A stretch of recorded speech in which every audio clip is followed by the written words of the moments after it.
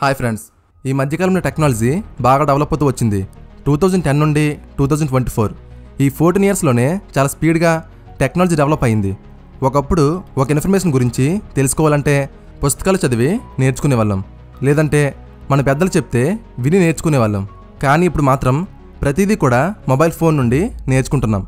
అంతెందుకు, ఇప్పుడు చూస్తున్న ఈ వీడియో కూడా మీరు కొత్తగా ఒక ఇన్ఫర్మేషన్ని తెలుసుకోవడానికే చూస్తున్నారు. అసలు ఒకప్పుడు ఇలాంటి సోషల్ మీడియా యాప్స్ ఏవి కూడా ఉండేవి కావు.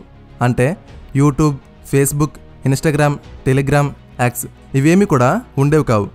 కానీ ఇప్పుడు ప్రతి ఒక్కరూ మ్యాక్సిమం ఈ యాప్స్లోనే మునిగిపోతూ ఉన్నారు. మంచి కోసం మునిగిపోతే పర్వాలేదు, కానీ పనికిరాని విషయాలకి సోషల్ మీడియాలో గంటల కొద్దీ ఉండిపోతూ ఉంటారు. అయితే మనం అలా గంటల కొద్దీ చూస్తున్న వీడియోస్ కానీ, సాంగ్స్ కానీ, లేదంటే ఒక ఇన్ఫర్మేషన్ కానీ మన ఫోన్ వరకు ఎలా వస్తున్నాయి? అలాగే చాలామందికి ఒక డౌట్ ఉంటుంది. అదేంటంటే, మనం యూజ్ చేస్తున్న జియో సిమ్ కానీ, ఎయిర్టెల్ సిమ్ కానీ, బిఎస్ఎన్ఎల్ సిమ్ కానీ మనం ఒక ప్లాన్ని రీఛార్జ్ చేసుకుంటే వాళ్ళు మనకి కొంత డేటాని ప్రొవైడ్ చేస్తారు. అంటే రోజుకి 1 GB డేటా, లేదంటే 2 GB డేటా ఇలా ప్రొవైడ్ చేస్తూ ఉంటారు.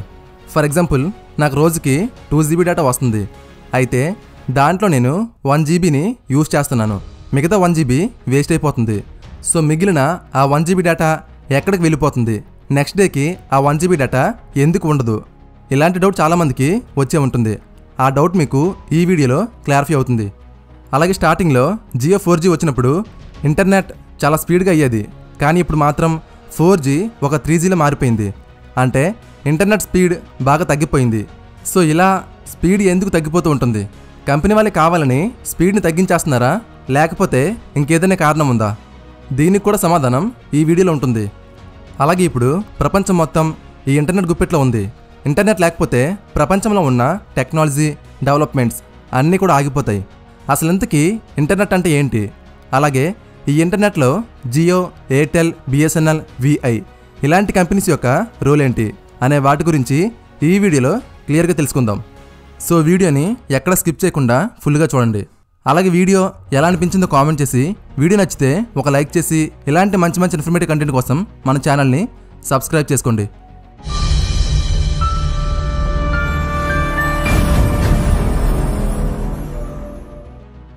ఇప్పుడైతే 5G 4G వచ్చింది. కానీ ఒకప్పుడు 3G మాత్రమే ఉండేది. ఆ 3G ఉన్నప్పుడు ఒక వీడియోని బఫర్ అవ్వకుండా చూడాలంటే వాటిని మనం డౌన్లోడ్ చేసుకొని మొబైల్లో కానీ, ల్యాప్టాప్లో కానీ, లేకపోతే టీవీలో కానీ ఇలా చూసేవాళ్ళం. అయితే డౌన్లోడ్ చేసుకున్న వీడియోస్ని memory cards, pen drives, hard drives ఇలాంటి వాటిలో స్టోర్ చేసేవాళ్ళం. అలా స్టోరే ఉంటేనే వాటిని మనం చూడగలం. కానీ ఇప్పుడు మాత్రం ప్రతి కంటెంట్ కూడా ఆన్లైన్లో చూస్తూ ఉన్నాం, అది కూడా ఎలాంటి బఫరింగ్ లేకుండా. అయితే మనం ఆన్లైన్లో చూస్తున్న ప్రతి కంటెంట్ కూడా ఎక్కడ స్టోరే ఉంటాయి? For example, Amazon prime, Netflix, YouTube, Instagram ఇలాంటి వాటిలో చాలా వీడియోస్ ఉంటాయి. ఆ వీడియోస్ అన్నీ కూడా ఎక్కడ స్టోరే ఉంటాయి? మనం ఆన్లైన్లో చూస్తున్న ప్రతి వీడియో కూడా డేటా సెంటర్స్లో స్టోరే ఉంటాయి.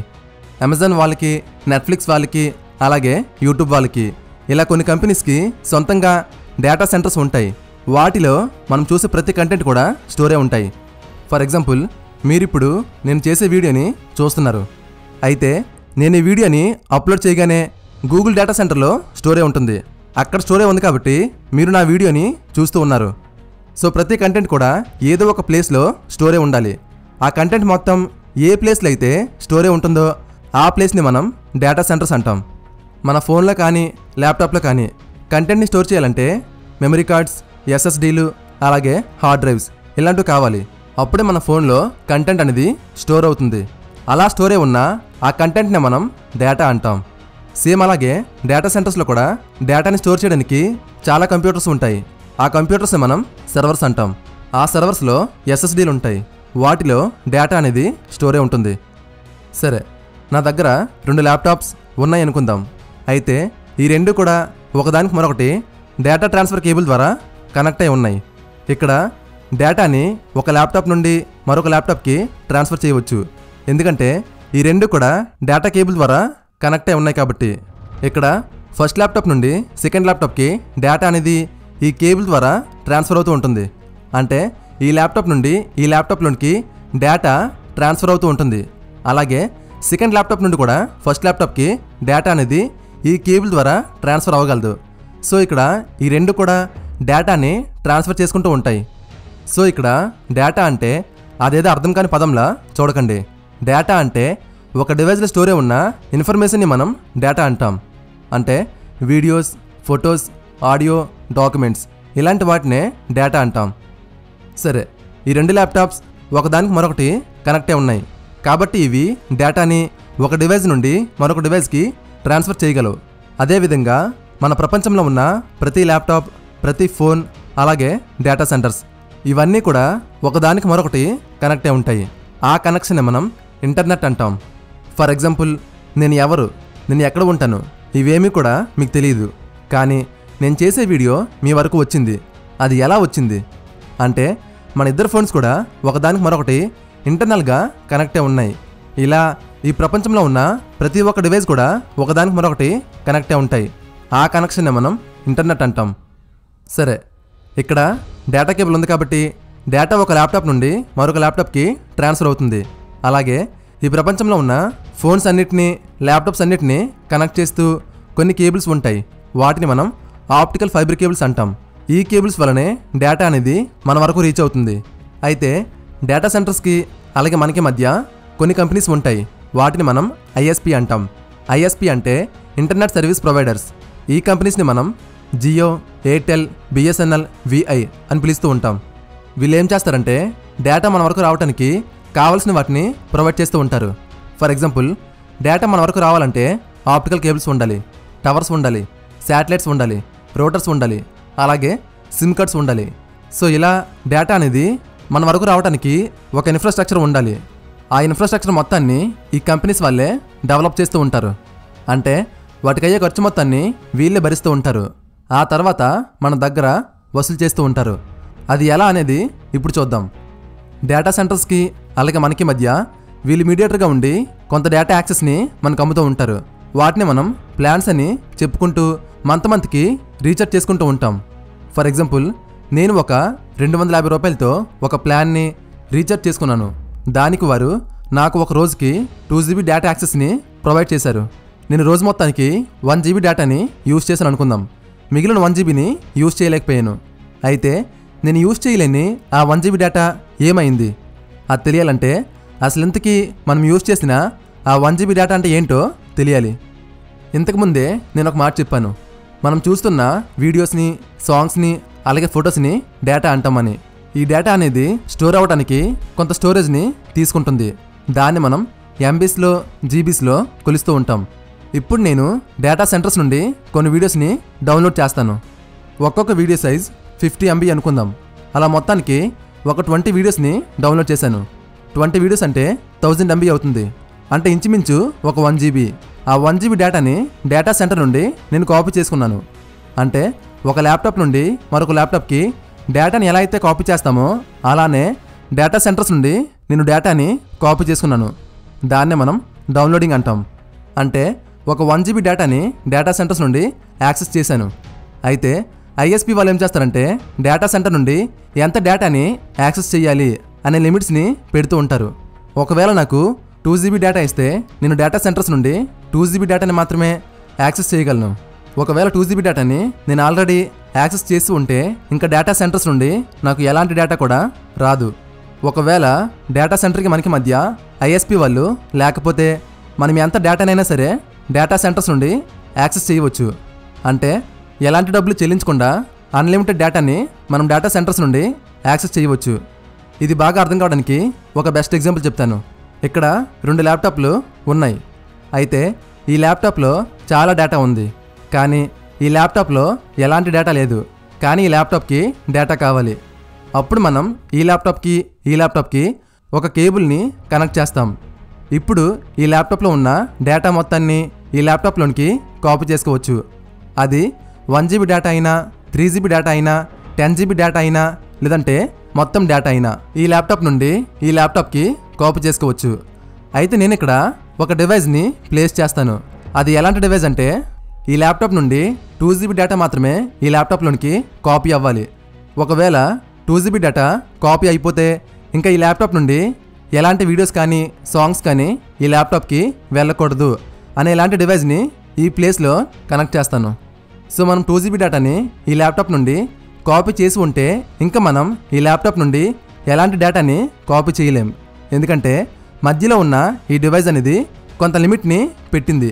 ఆ లిమిట్ని మనం పెంచాలి అనుకుంటే ఈ డివైస్కి మనం పేమెంట్ చేయాలి, అంటే రీఛార్జ్ చేసుకోవాలి. అలా రీఛార్జ్ చేస్తేనే ఇది డేటా లిమిట్ని పెంచుతూ ఉంటుంది. సో ఇక్కడ ఈ ల్యాప్టాప్ని డేటా సెంటర్ అంటాం. అలాగే ఇది మన మొబైల్ కానీ లేకపోతే ల్యాప్టాప్ కానీ. అలాగే ఈ కేబుల్ అనేది ఐఎస్పి వాళ్ళు డేటా సెంటర్స్ని మనల్ని కనెక్ట్ చేస్తూ వేసిన ఇన్ఫ్రాస్ట్రక్చర్, అంటే ఆప్టికల్ ఫైబర్స్ అలాగే టవర్స్. అలాగే ఈ డివైజే ఐఎస్పి వాళ్ళ కంపెనీ. సో వీళ్ళు ఇక్కడ డేటా సెంటర్కి మనకి మధ్య కనెక్షన్ని డిస్కనెక్ట్ చేస్తే ఎలాంటి డేటా కూడా మన వరకు రాదు. అలాగే వాళ్ళు పెట్టిన లిమిటెడ్ డేటాని యాక్సెస్ చేసి ఉన్నా కూడా డేటా సెంటర్స్ నుండి ఎలాంటి డేటా మనకి రాదు. ఆ లిమిట్ని మనం పెంచాలి అనుకుంటే వాళ్ళు పెట్టిన ప్లాన్స్ని రీఛార్జ్ చేసుకోవాలి. సో ఇక్కడ జియో, ఎయిర్టెల్, బిఎస్ఎన్ఎల్ ఇలాంటి కంపెనీస్ ప్రొవైడ్ చేస్తున్న డేటా అనేది వస్తువు కాదు, కొంత ఖర్చు పెట్టేస్తే కొంత మిగిలిపోవడానికి. అది వారు ఇచ్చిన యాక్సెస్, అంటే అంత డేటాని మాత్రమే మనం డేటా సెంటర్ నుండి యాక్సెస్ చేయగలమని. సో మనం ఒకవేళ డేటాని యూజ్ చేయలేకపోతే రిమైనింగ్ డేటా వేస్ట్ అయిపోతూ ఎక్కడికో వెళ్ళిపోయింది అనుకోకండి. వారు ప్రొవైడ్ చేసిన ఆ యాక్సెస్ని మనం ఫుల్గా యూజ్ చేయలేకపోయాం అంతే. సరే, అసలు ఎంతకీ ఇంటర్నెట్ స్పీడ్ ఎందుకు తగ్గిపోతూ ఉంటుంది? జియో వచ్చిన స్టార్టింగ్లో ఇంటర్నెట్ చాలా స్పీడ్గా అయ్యేది, కానీ ఇప్పుడు మాత్రం వాళ్ళు పెట్టే ప్లాన్స్ కాస్ట్కి వచ్చే స్పీడ్కి సంబంధం లేకుండా పోయింది. అసలు ఈ స్పీడ్ అనేది ఎందుకు తగ్గిపోతూ ఉంటుంది? ఫర్ ఎగ్జాంపుల్, ఒక సిటీలో జియో సిమ్ని యూజ్ చేసే వాళ్ళు 1000 మంది ఉన్నారనుకుందాం. సో వాళ్ళందరి కోసం జియో వాళ్ళు ఏం చేస్తారంటే ఆ సిటీ మధ్యలో ఒక టవర్ని ప్లేస్ చేస్తారు. అయితే ఆ టవర్కి వాళ్ళు ఒక బ్యాండ్ విడ్త్ని ప్రొవైడ్ చేస్తారు. ఇక్కడ బ్యాండ్ విడ్త్ అంటే ఇంటర్నెట్ స్పీడ్ అని. ఆ స్పీడ్ని మనం ఎంబీపీఎస్లో మెజర్ చేస్తూ ఉంటాం. అంటే 1 MBPS అని, 50 MBPS అని, 100 MBPS అని, 500 MBPS అని, అలాగే 1 GBPS అని ఇలా మెజర్ చేస్తూ ఉంటాం. వీటి అర్థం ఏంటంటే డేటా సెంటర్స్ నుండి ఈ టవర్కి ఎంత డేటా వస్తుందని. ఫర్ ఎగ్జాంపుల్, 1 MBPS అంటే డేటా సెంటర్స్ నుండి ఒక సెకండ్కి 1 MB డేటా అనేది ఈ టవర్కి వస్తుంది. అదే ఒకవేళ 500 MBPS అంటే డేటా సెంటర్స్ నుండి 500 MB ఈ టవర్కి వస్తుందని, అది కూడా ఒక సెకండ్లో. అదే ఒకవేళ 1 GBPS అంటే డేటా సెంటర్స్ నుండి ఈ టవర్కి ఒక సెకండ్లో 1 GB డేటా వస్తుందని. సరే, సిటీలో ఉన్న ఈ టవర్కి 1 GBPS బ్యాండ్ విడ్త్ని ప్రొవైడ్ చేశారనుకుందాం. 1 GBPS అంటే 1024 MBPS అవుతుంది. అయితే ఆ సిటీలో ఉండే యూజర్లు 1000 మంది. సో ఒక్కొక్కరికి ఈ బ్యాండ్ విడ్త్ అనేది ఈక్వల్గా షేర్ అవుతుంది. సో ఇలా చూసుకుంటే ఒక్కొక్కరికి 1 MBPS బ్యాండ్ విడ్త్ అనేది షేర్ అవుతూ ఉంటుంది. అంటే ఒక్కొక్కరికి 1 MBPS స్పీడ్ పడుతూ ఉంటుంది. ఒక్కొక్కరికి 1 MBPS అంటే అది చాలా బెటర్ అనే చెప్పుకోవాలి. సరే, మనం నెట్వర్క్ని యూజ్ చేశాక మన ఫ్రెండ్స్తో ఇలా చెప్తూ ఉంటాం. ఏమనంటే ఈ నెట్వర్క్ అనేది చాలా బాగుంది, అలాగే ఈ నెట్వర్క్కి చేంజ్ అయిపో అని. అంటే మనమే మనకు తెలియకుండా జియో సిమ్ కోసం అడ్వర్టైజ్ చేస్తూ ఉన్నాం. ఇప్పుడు జియో సిమ్ని యూజ్ చేసే వాళ్ళు 1000 కాస్త 2000గా చేంజ్ అవుతారు. కానీ ఈ టవర్కి మాత్రం బ్యాండ్ విడ్త్ అనేది 1 GBPS మాత్రమే ఉంటుంది. కానీ యూజర్లు మాత్రం 2000గా చేంజ్ అయ్యారు. సో ఇప్పుడు ఈ 1 GBPS బ్యాండ్ విడ్త్ అనేది 2000 మెంబర్స్కి ఈక్వల్గా షేర్ అవుతుంది. అంటే ఒక్కొక్కరికి 500 kbps స్పీడ్ అనేది పడుతూ ఉంటుంది. అంటే సగానికి సగం తగ్గిపోయింది. సో ఈ విధంగా సిమ్ని యూజ్ చేసే వాళ్ళు పెరిగే కొద్దీ ఆ ఏరియాలో ఇంటర్నెట్ స్పీడ్ తగ్గిపోతూ ఉంటుంది. సో ఇలా తగ్గినప్పుడే మనం కస్టమర్ కేర్ వాళ్ళకి ఫోన్ చేసి కంప్లైంట్ ఇస్తూ ఉంటాం. ఆ కంప్లైంట్ని విని ఆ టవర్ యొక్క బ్యాండ్ విడ్త్ని పెంచితే సిగ్నల్స్ అనేవి బెటర్గా ఉంటాయి. ఒకవేళ పెంచకపోతే ఇంటర్నెట్ స్పీడ్ బాగా తగ్గిపోతూ ఉంటుంది. సో ఈ విధంగా సిమ్ వచ్చిన స్టార్టింగ్లో స్పీడ్ బాగా ఎక్కువగా ఉంటుంది. అలా సిమ్ని యూజ్ చేసే వాళ్ళు పెరిగే కొద్దీ ఇంటర్నెట్ స్పీడ్ బాగా తగ్గిపోతూ ఉంటుంది. సరే, అసలు ఇంతకీ ఈ టవర్స్ అనేవి ఎందుకు ఉంటాయి? డేటాని ట్రాన్స్ఫర్ చేయడానికి ఆప్టికల్ కేబుల్స్ని యూజ్ చేస్తారని చెప్పాను. అయితే ప్రతి డివైస్కి ఆప్టికల్ కేబుల్స్ని కనెక్ట్ చేయలేము. ఫర్ ఎగ్జాంపుల్, మన ఫోన్ని మన పాకెట్లో క్యారీ చేస్తూ ప్రతి ప్లేస్కి పట్టుకుని వెళ్తూ ఉంటాం. సో వాటికి కేబుల్స్ని కనెక్ట్ చేస్తే మనం ఎక్కడికి కూడా వాటిని పట్టుకొని వెళ్ళలేం. అంటే వాటికి వైర్లెస్గా డేటా అనేది ట్రాన్స్ఫర్ అవ్వాలి. సో ఇక్కడ ఏం చేస్తారంటే ఆప్టికల్ కేబుల్స్ని ప్రతి టవర్కి కనెక్ట్ చేస్తారు. ఈ ఆప్టికల్ కేబుల్స్ అనేవి మన భూమి చుట్టూ ఒక నెట్లో ఉండి భూమిపై ఉండే ప్రతి టవర్కి కనెక్ట్ అయి ఉంటాయి. అయితే ప్రతి ఇన్ఫర్మేషన్ కూడా బైనరీ కోడ్స్ రూపంలో స్టోర్ అయి ఉంటుంది. అంటే 1 0 1 0 1 0 ఇలా ఇలా జీరోస్ రూపంలో అలాగే వన్స్ రూపంలో ఇన్ఫర్మేషన్ అనేది స్టోరే ఉంటుంది. వాటిలో 1 అంటే ఆన్ అని, 0 అంటే ఆఫ్ అని. అయితే ఇన్ఫర్మేషన్ లైట్ రూపంలో ఒక ప్లేస్ నుండి మరొక ప్లేస్కి ట్రాన్స్ఫర్ అవుతూ ఉంటుంది. వీటిలో 1 అంటే ఆన్ అని చెప్పాను, అంటే లైట్ అనేది ఆన్ అయినట్టు. అలాగే 0 అంటే ఆఫ్ అని, అంటే లైట్ అనేది ఆఫ్ అయిందని. ఇలా లైట్ ఒక పల్సెస్ లాగా ఆన్ అవుతూ ఆఫ్ అవుతూ ట్రావెల్ చేస్తూ ఉంటుంది. అయితే ఆప్టికల్ కేబుల్స్ లోపల మిర్రర్స్ ఉంటాయి. వాటి కారణంగా లైట్ అనేది రిఫ్లెక్ట్ అవుతూ ఆప్టికల్ కేబుల్లో కొన్ని వందల కిలోమీటర్స్ ట్రావెల్ చేసి టవర్స్ వరకు రీచ్ అవుతాయి. సో ఇక్కడ టవర్స్ ఏం చేస్తాయంటే వచ్చిన లైట్ పల్సెస్ని ఎలక్ట్రికల్ సిగ్నల్స్గా కన్వర్ట్ చేసుకుంటాయి. అలాగే ఆ ఎలక్ట్రికల్ సిగ్నల్స్ని రేడియో వేవ్స్గా కన్వర్ట్ చేస్తాయి. ఆ వేవ్స్ రూపంలో ఇన్ఫర్మేషన్ మన ఫోన్ వరకు వస్తుంది. అయితే ఒకే టవర్కి చాలామంది యూజర్లు కనెక్ట్ అయి ఉంటారు. కానీ మనం సెర్చ్ చేసిన వీడియో మనకి మాత్రమే ఎలా వస్తుంది? దానికి కారణం ఐపీ అడ్రస్. దీన్నే మనం ఇంటర్నెట్ ప్రోటోకాల్ అంటాం. ప్రతి డివైస్కి అడ్రస్లో ఉండే ఒక ఐడి ఉంటుంది, దాన్నే మనం ఐపీ అడ్రస్ అంటాం. అలాగే ప్రతి వెబ్సైట్కి ఒక ఐపీ అడ్రస్ ఉంటుంది. గూగుల్కి, ఫేస్బుక్కి, ఇన్స్టాగ్రామ్కి, అలాగే నా ఛానల్కి, ఇలా ప్రతి వాటికి ఐపీ అడ్రస్ ఉంటుంది. అయితే ఐపీ అడ్రస్ని సిస్టమ్స్ అనేవి చాలా ఈజీగా గుర్తుపెట్టుకుంటాయి. కానీ మనం మాత్రం ఐపీ అడ్రస్ని గుర్తుపెట్టుకోవాలంటే చాలా కష్టంగా ఉంటుంది. ఎందుకంటే ఈ ఐపీ అడ్రస్ అనేది నెంబర్స్తో డాట్స్తో మిక్స్ అయి ఉంటుంది. ఒక ఇన్ఫర్మేషన్ గురించి నెట్లో సెర్చ్ చేయాలంటే ఖచ్చితంగా మనకి వాటి ఐపీ అడ్రస్ గుర్తుకు ఉండాలి. కానీ వాటిని గుర్తుపెట్టుకోవడం చాలా కష్టంగా ఉంటుంది.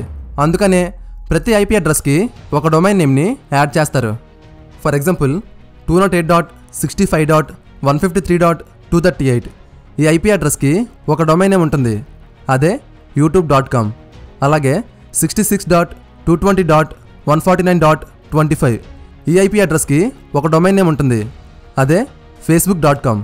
అలాగే 72.21.211.176 దీని ఒక డొమైన్ నేమ్ amazon.com. ఇలా ప్రతి వాటికి ఐపీ అడ్రస్లు ఉంటాయి. వీటి వల్లనే మనం ఏ కంటెంట్ కోసం అయితే సెర్చ్ చేసామో ఆ కంటెంట్ని మాత్రమే మనం యాక్సెస్ చేయగలం. అలాగే ఆ కంటెంట్ అనేది మన అడ్రస్ని వెతుక్కుంటూ మన ఫోన్ వరకు వస్తుంది. అంటే మన ఐపీ అడ్రస్ని వెతుక్కుంటూ మన ఫోన్ వరకు వస్తుంది.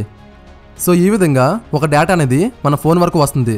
ఇలా ప్రపంచంలో ఉన్న ప్రతి ఒక్క మొబైల్, ప్రతి ఒక్క ల్యాప్టాప్ కూడా ఒకదానికి మరొకటి ఇంటర్నల్గా కనెక్ట్ అయి ఉంటాయి. దాన్నే మనం ఇంటర్నెట్ అంటాం. ఇది ఫ్రెండ్స్ ఇవాల్టి వీడియో.